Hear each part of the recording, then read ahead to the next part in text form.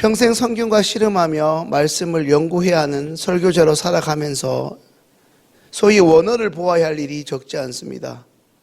그때마다 접하게 되는 사실은 한 단어의 본래적 의미와 그 단어가 현재적 쓰이는 의미가 전혀 다르거나 새롭게 현실에서 쓰이게 되는 것들이 적지 않음을 발견하게 된다는 것입니다.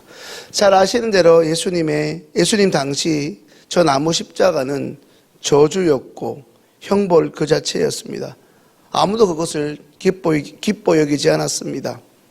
지금 우리에게 목걸이로 각종 종교적인 의미와 소위 은혜의 상징이 되어버린 이 십자가가 적어도 구약시대와 심지어 예수님이 돌아가시고 바울이 그 예수를 증거할 때까지만 해도 저 나무 십자가는 사람들에게 굉장히 거리끼는 것, 혐오스러운 것, 피하고 싶은 것, 언급하고 싶지 않은 천박하고 부끄러움의 대명사였습니다.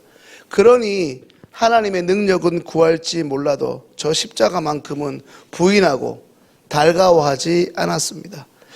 성도님들, 우리 주님의 십자가, 아니 저 나무 십자가로 인해 오늘 바로 이 자리에 있게 된 저와 여러분, 저와 성도님들 진정 삶의 자리에서 주님의 십자가를 부끄러워하지 않고 오히려 자랑하고 있습니까? 더 나아가 그 십자가를 애써 친히 짊어지고 살아가십니까? 아니면 예수님이 나를 위해 저 십자가 지셨다는 과거의 종교적 경험과 그저 교리, 거기에 그 이상도 이하도 아닌 그 상태 그대로 머물러 계시고 있지는 않습니까? 사랑하는 성도님들, 오늘 본문에 나타난 하나님은 어떤 분입니까?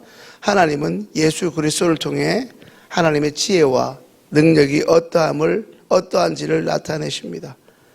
분명 우리 하나님은 다른 방법으로도 충분히 우리를 구원하실 수 있지 않았을까요? 자신의 독생자 예수 그리스도를 저 추악하고 험악한 십자가에서 저렇게까지 고통스럽고 비참하게, 무엇보다 사람들의 수많은 조롱과 비난과 침뱉음 가운데 독생자 예수 그리스도를 기어이 그와 같은 구경거리가 친히 되게 하시며 신음하며 고통 가운데 죽일 필요가 없었습니다. 그런데 왜 하필 하나님께서는 그 많고 많은 방법 중에 그 참혹한 방법을 선택하셨습니까? 우리의 죄 때문입니다. 우리의 죄는 이 땅에 그 누구도 대신하여 줄 수 없었기 때문입니다. 인간이어야 하나 죄 없는 인간은 이 땅에 그 누구도 존재할 수 없기 때문입니다. 그분이 있다면 그는 죄 없으신 하나님의 아들 예수 그리스도밖에는 없었기 때문입니다. 동시에 그 예수를 기어이 이 죄의 도성으로 보내시기로 작정하실 만큼 무가치한 우리들, 자기들이 흉악한 죄인인지도 모르고 잘난 척 살아가던 우리를 위하여 우리가 원하는 것도 아닌데 예수님을 보내셨습니다. 예수님 당시도 그러했지만 합리적 사고와 이성으로 표현되어지는 당시 철학이 자랑거리였던 그 동네에서 가장 무모하고 가장 비현실적이고 가장 비논리적인 예수 그리스도의 십자가를 가지고 사도 바울은 그들에게 무모해 보일 정도로 다가갑니다. 그렇다면 오늘 본문이 저와 우리에게, 성도님들에게 주시는 교훈은 무엇입니까? 우리 믿는 이들은 일평생 예수님의 십자가를 자랑하는 소위 십자가의 전달자로 살아가야 한다는 것입니다. 사랑하는 성도님들, 왜 그래야 합니까? 예수 십자가, 예수님이 지신 저 십자가에, 아니 예수님을 십자가에 달리게 하신 하나님의 능력과 지혜가 우리를 저 참혹한 죄에서 건져 올리신 하나님의 구원의 의지와 그 의지를 가능케 한 창조주 성부 하나님의 그 사랑이 바로 저 십자가 속에 담겨져 있기 때문입니다.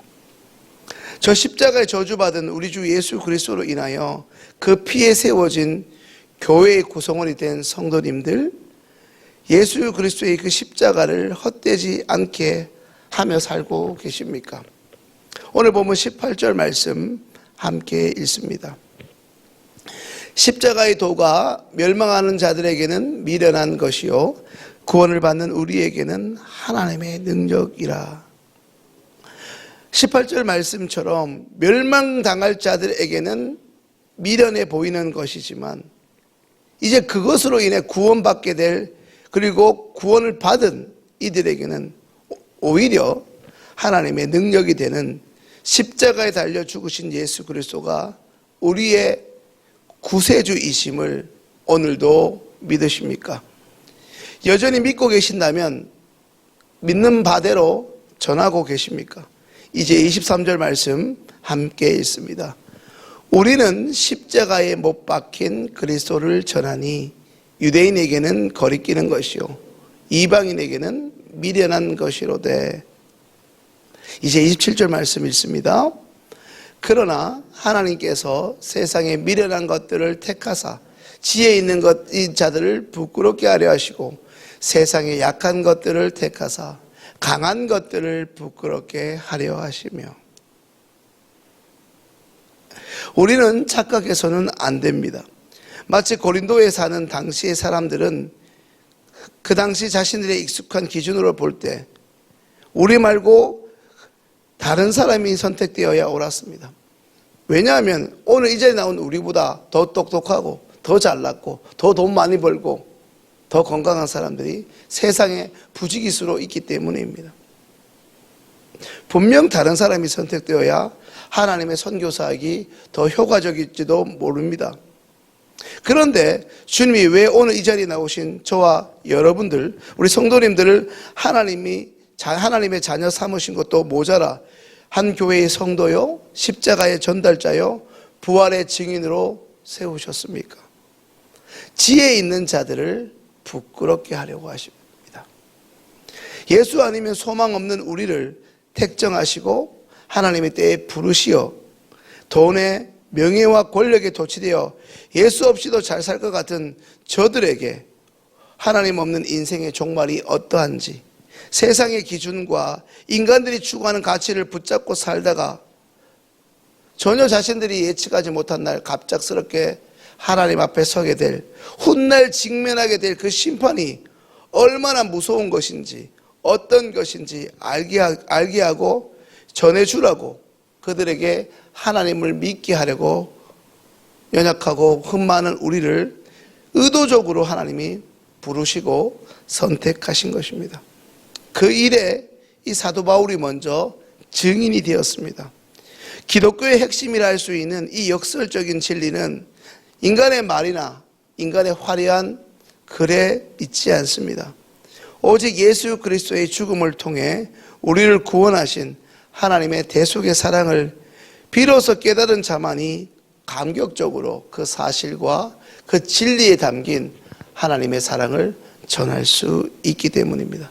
결코 부인할 수 없는 이 죄사함의 감격이 우리를 십자가 앞에 머물게 할 뿐 아니라 이전에 우리처럼 주님을 모르고 부인하고 없어도 잘만 살아가는 그들에게 하나님의 마음을 느끼게 되며 비로소 그들을 향한 애통함이 생겨나 그들은 관심조차 없는데 하나님, 저들이 하나님 모르고 죽으면 어떡하냐고 우리는 연신 눈물로 기도하지 않을 수 없게 된 것입니다.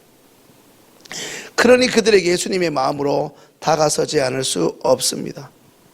성도님들, 어디에 집중한 채 살아가십니까? 예수 십자가입니까?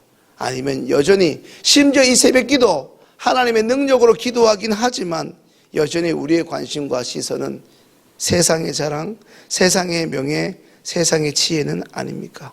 성도님들, 예수의 십자가를 전하고 있습니까? 예수님의 십자가가 우리를 통해 전달되기 위해 우리는 십자가를 날마다 지고 있습니까? 나는 이기려고 합니까? 지고 있습니까?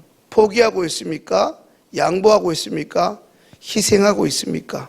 우리를 통하여 그들에게 예수님의 십자가가 보이지 않는다면 사실 우리는 새벽기도 나오지만 말씀을 전해본 듯 우리는 가짜입니다. 가짜 목사고 가짜 성도고 가짜 직분자입니다. 진짜 직분자라면 십자가를 져야 합니다.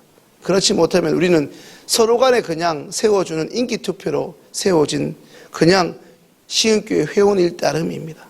우리 안에 예수의 성품과 희생이 있어야 그들이 하나님을 모르는 자들이 비로소 하나님을 알 수 있습니다.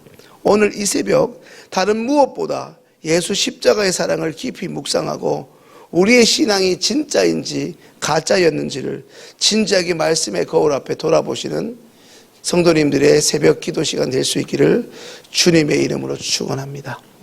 주신 말씀 가지고 함께 기도합니다.